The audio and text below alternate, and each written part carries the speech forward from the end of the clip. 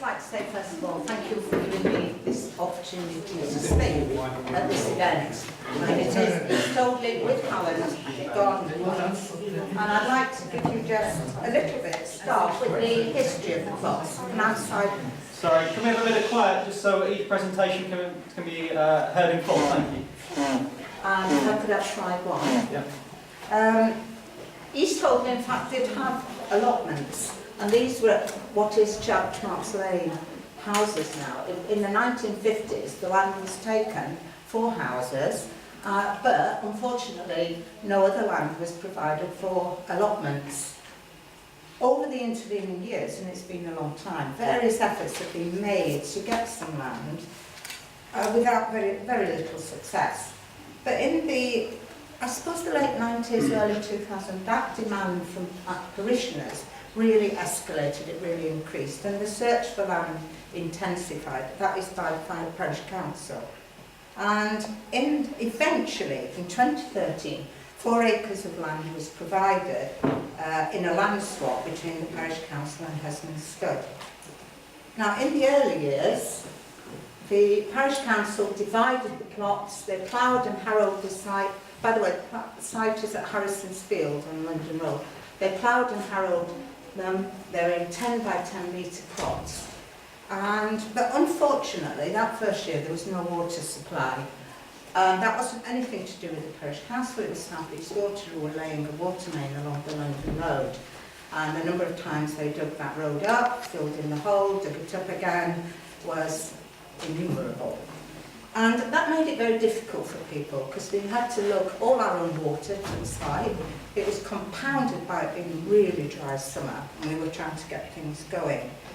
And as a consequence to that, it's fair to say that quite a few people dropped out. It was very hard, it took a lot of time.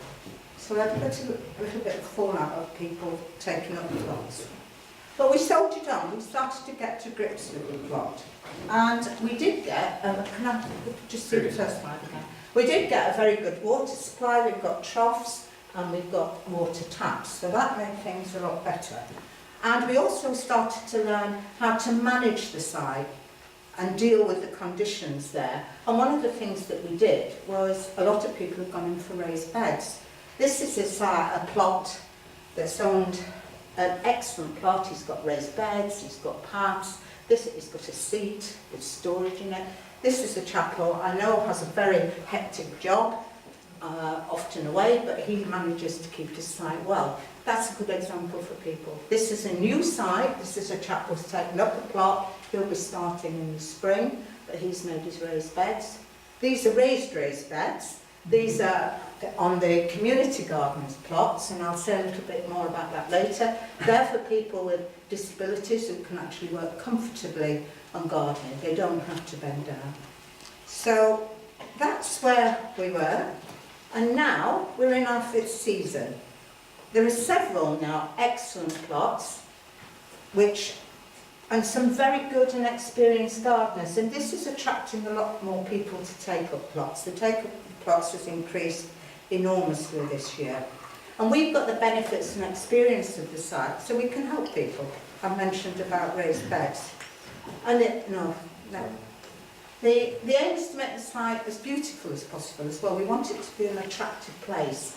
Flowers are obviously beautiful, but vegetables can be beautiful too. This is a runner bean plant. This is a plant, it's called Cavallura Nero, kale. Very trendy, very expensive in the supermarkets. But we're trying to make it an attractive place to be. So why are garden plots important for a community? Well, it's now that health professionals recognise the beneficial effects of gardening for physical and for mental health.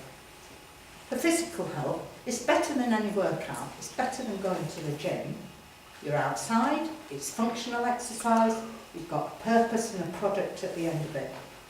Beats going to a treadmill any day, and it's a lot cheaper. Mental health is difficult to define what the advantages are. That depends on the individual. But I think some of the things are that people get a real sense of achievement from growing something, producing something. It's a success. You also are engaged in a common activity. You've got people with like-minded people. helps to prevent social isolation. And it promotes sharing. Sharing expertise, sharing produce, sharing labour. These are all things that help people's mental health. And food and diet. Can I have the next slide, please? Our primary purpose is to grow food. And the thing is that it provides good food, known provenance, and it tastes better. It definitely tastes better. If you compare carrots like this, pulled up, eaten on the day, with something brought in a plastic bag from the supermarket, there is absolutely no comparison. The community garden that I've mentioned already also, along with some crop holders, provides food for food banks. And neighbours are also appreciative of any surplus veg. What else? We engage with the wider community. The community garden, and I'm only going to speak briefly about this because there is a presentation at the back and Richard's going to speak. This has been recognised now as a public health authority resource for a therapeutic value to a wide range of people with various different difficulties. But the progress that people make who come down to that community plot, it's amazing. And I'd just like to make a public thank you, I know they're not here, but to James Hamilton Andrews and Tom Serple, who've done a huge amount of work on that. The garden plotters, can I have the next slide? They also support the Horticultural Society. This is the spring show. This is the community gardening operation. And I must mention this photograph. This was the winning pumpkin entry by somebody from the community garden. And his pride and pleasure in winning that prize was worth everything. We also, these are flowers at a street party. We provided flowers for the street party. We also give flowers and produce for the Harvest Festival at the church. 2 minutes. Huh? Right. We provide green space for the community. Next slide. I cannot emphasise how beautiful it is. This year we've talked about flowers and birch. We've got a wildflower patch, and lots of people. It's a public footpath. They walk through, and lots of people are giving us compliments. And the sunsets there are amazing. It's a big open field. You can forget the cares of the world. We've got a wish list.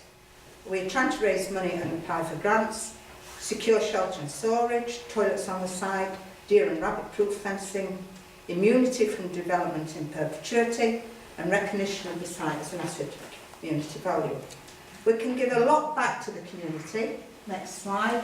And I think we can engage with all of these people, the doctor's surgery, health, diet, recipes, the school, teaching children how to grow school, mention the church, the village hall. We can get involved in more societies.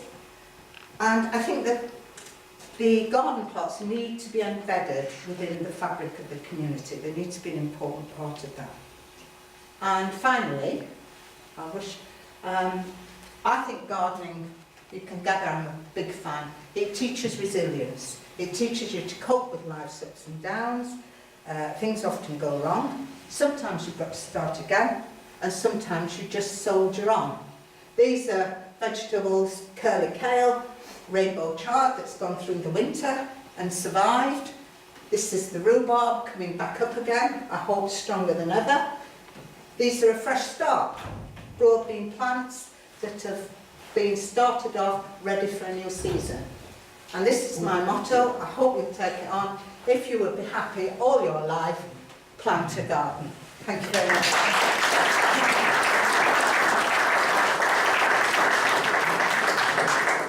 And what a great note to finish as the sun starts to come out. Your enthusiasm was really evident there. And just briefly on that wish list about toilets on site and so on, was that what you mentioned? Sorry? Toilets on site. Yes, yes. So going down to the sort of nitty-gritty of things like that, the neighbourhood plan can start to write policies for that bit of land. So if a planning application came in for little bits of infrastructure like that, you've got the support of the plan. That's what we'd like to do. Do you need to expand? Have you got enough land, or do you need the field next door? At the moment we've got enough land, we've got 4 acres. But maybe again, with the neighbourhood plan going ahead 10, 15 years, you may want to safeguard adjacent land for garden plots phase 2, for example. So we need to think about how we future-proof a project that's as important as that. So that's what we want to do. So